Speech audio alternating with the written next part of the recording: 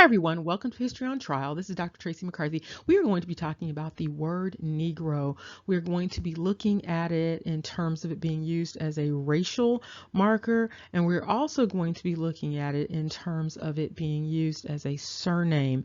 And so we're going to look at the etymology of this word again, and then we're going to look very specifically at some people throughout time who have been named Negro, and how that name Negro does not coincide with the racial identification of those people. And so hang tight, we're going to delve into this, and you're going to be surprised by some things that you see.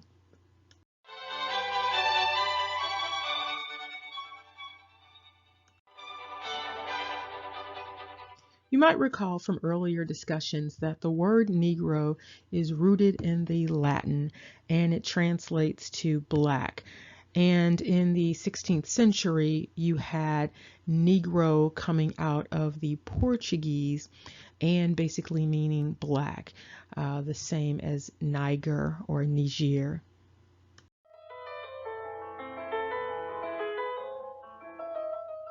When looking at the etymology a little bit more, you see that Negro has transformed over time to mean a member of a black-skinned race of Africa, and this is coming in the 1500s, and this is from the Spanish, where the Portuguese related to negro and then the word black, and also meaning, based upon this usage, black, dark, sable, or dusky, and then figuratively to mean gloomy, unlucky, bad, and wicked.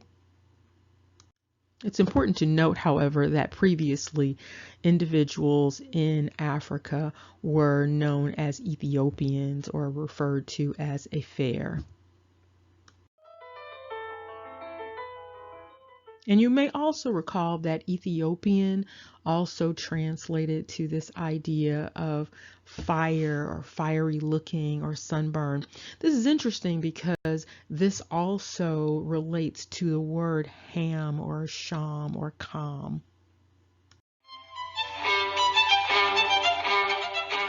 And as would be expected, you can see that the name Negro historically comes out of Spain and Italy, and this is a surname that is related to a person having dark complexion, and also perhaps coming out of northern Africa. And here you can see a very early usage of this name in Italy dating back to 753 AD.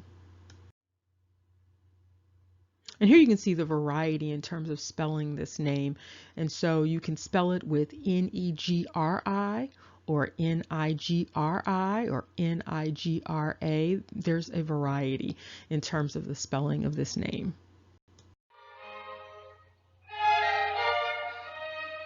An interesting observation about this surname is that if you recall, there were individuals who landed in America very early on in the 1600s, and the name Negro was attached to those individuals. There was an automatic assumption that these individuals arrived in America as enslaved persons, but you can see here that these individuals are identified as Negro settlers, and so this is in 1635 and 1648.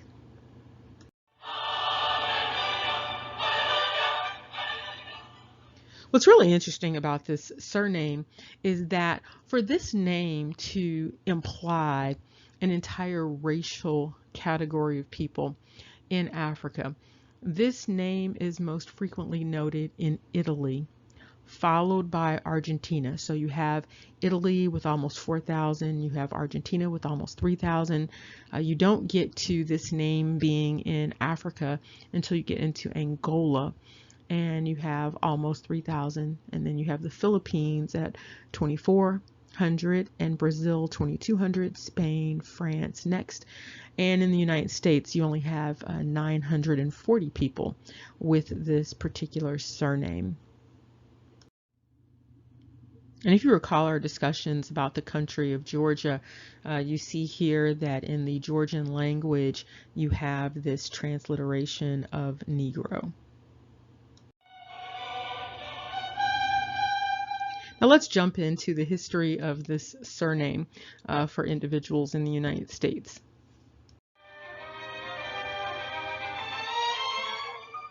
Now, given that Negro is used as a racial classification, the first thing you would expect for someone with a surname Negro is for that person to be classified racially as Black or Negro. What you have here, and this is doing a random selection of names again, what you have here in the 1940 census for the United States is Eugene Negro, and you see Eugene and Frank Negro identified as white. And you have the birthplace of Frank Negro being in Italy. Continuing with this random selection of names, you have additional Negroes, and these Negroes again are identified as white.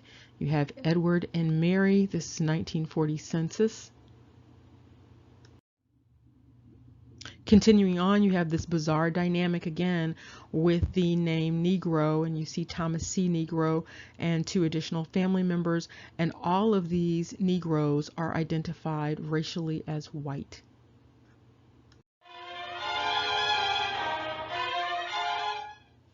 Now, this is very interesting. Continuing on with the 1940 census, we have Chicago Negro and then all of the family members. And you have these individuals being born in New Mexico.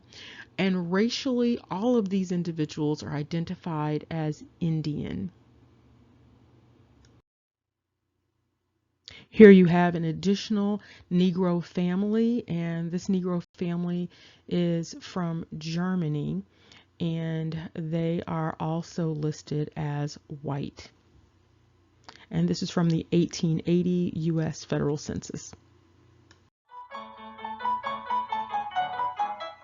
And here we have an additional family rooted in Wisconsin, however, with the mother and father coming out of Italy.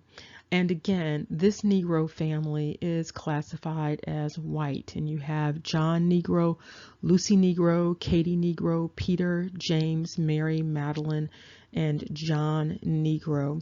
What might be happening here is that, of course, you have this name Negro meaning black. You might have a situation where individuals actually are dark, but because they are coming out of Europe, these individuals are being reclassified as white, not so much as a descriptor, but as a social status.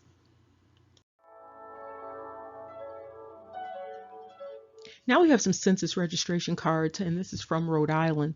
And you can see here Sebastian Negro, and if you look over to the left-hand side and you look down, you can see that Sebastian Negro was born in 1926, and the racial status for this particular person named Negro is white also. And this is an additional census registration card for Rhode Island for Carmine Negro. And if you look down, you also see that Carmine Negro is identified racially as white. By looking at these military registration records, we're going to be able to get a little bit more clarity about what's going on with these racial categorizations related to this name Negro.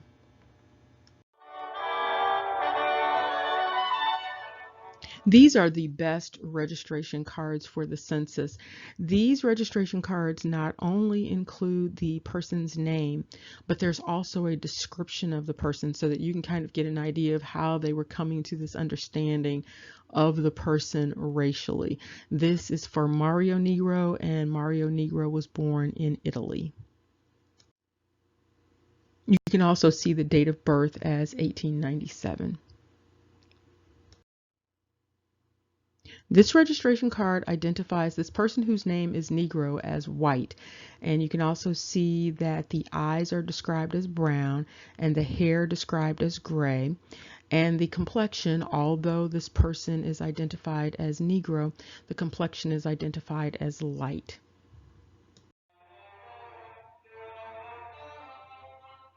Here we have another individual named Negro. This person is Peter Negro, and the individual was born in 1919. This person was located in New York. And again, you have someone named Negro who is identified racially as white. And you see that this person named Negro has brown hair and brown eyes. And again, this light complexion. And here we have Salvatore Negro. Salvatore Negro was born in 1917. And here we have Salvatore described as, again, racially white, even though the person has the name Negro, and you see the Negro category under the white category. You see the person has brown hair and brown eyes. Now this person is described as a little darker in terms of complexion. Even though identified as white, they are also identified in terms of complexion as ruddy. And here we have another person, Negro, Saverio Negro, and this person was born in 1898 in Italy. Now this is where it gets a little interesting. So you have this individual who is categorized as white. The name is Negro. The person has brown eyes and black hair and is described as light brown.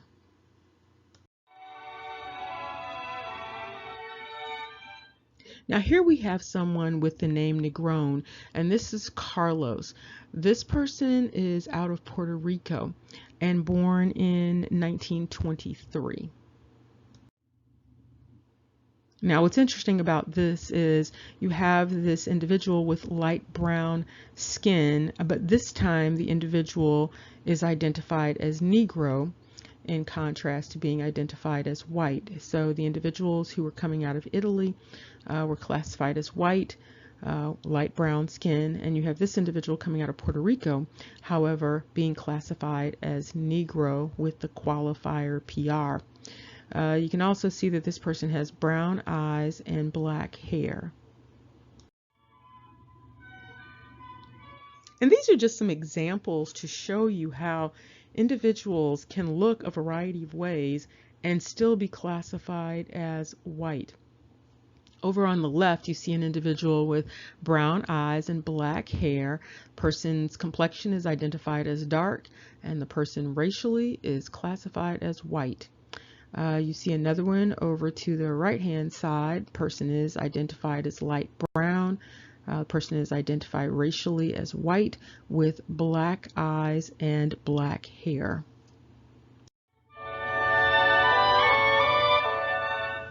Now we are going to start winding down with this last look.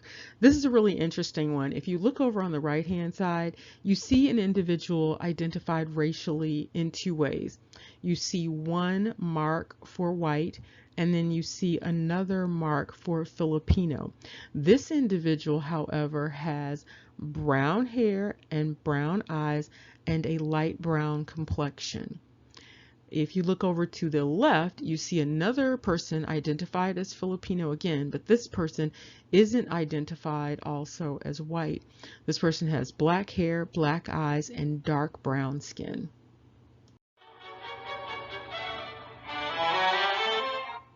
As we wrap this up, we have seen that the name Negro does not necessarily mean what it has historically been presented as meaning.